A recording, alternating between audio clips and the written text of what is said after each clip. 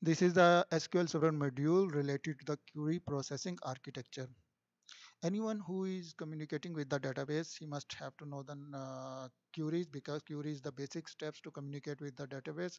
So this is the important to know about the what are the execution modes available for the query processing, which version is supporting which mode, and what are the operators available for the query, and what are the precedence of the operator, how we can control the precedence of the operators, and how can we analyze the query through the execution plans. So these are the basics things for the query processing architecture. And now the first we have to check the what are the execution modes available for the query. When the query is executed, there are two modes for the execution. One is the row mode execution, which is a traditional method available in all versions, and the second one is the batch mode execution, which is the new method and introduced into the SQL Server 2012 for column store indexes only. But in 2019, this is the normal method, like is the row mode executions.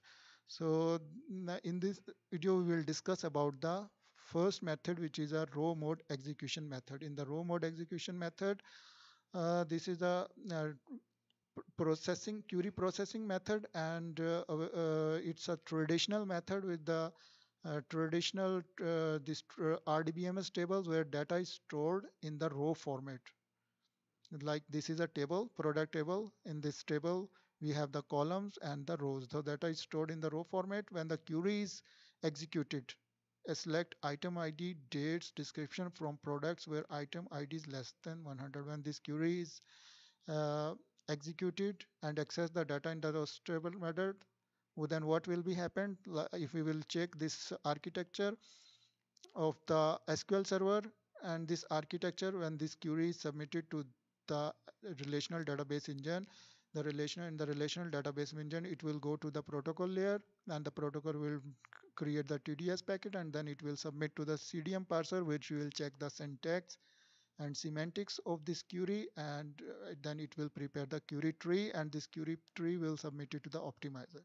Now optimizer will create the query plan based on the cost of the query, and the cost will be calculated from the CPU utilization, from memory utilization, and how much is the input output cost. So these are the factors on which the optimizer will create the plans.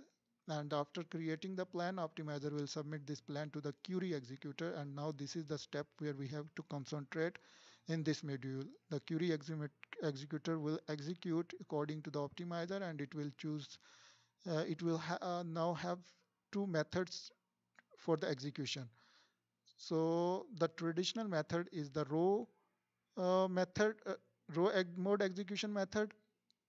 So when this query select item ID, date, description from products where item ID is 100 less than 100 is submitted, is executed by the query executor, and it will choose the row mode execution. In this row mode execution, the data will be read row by row, and the execution tree and child operator read each required row across all the columns.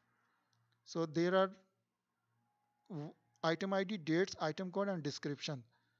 Four columns are available. It will read the required row across all the columns, and then the rows which it read, it will extract the columns which are required for our output. And we in our output, these yellow colors columns we required for the outputs. So in the row mode execution, it will read row by row the required rows, and then the required rows which are read, and from these required rows it will extract the required columns, and the result will be returned back to the client.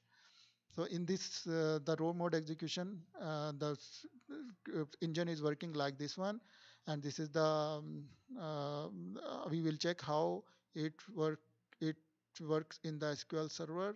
So this is the SQL Server query analyzer, and we have, oh, this is SQL Server version 2017. We have our example database trading DB.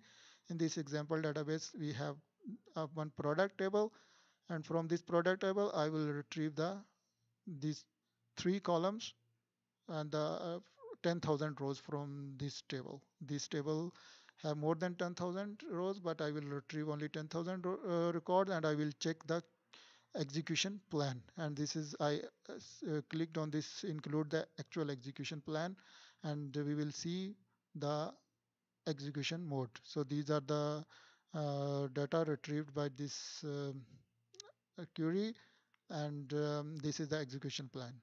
So if I will go and check this execution, this operator, cluster index operator, here I can go into the properties of this operator. From these properties, I can see the execution mode is the row, and here I can find out the storage is also row store. So this is the row store, and in this row store, the execution method is the row execution method is used by this database engine. And in the SQL Server 2017, the default mode is the row execution method. And if we will create the index column store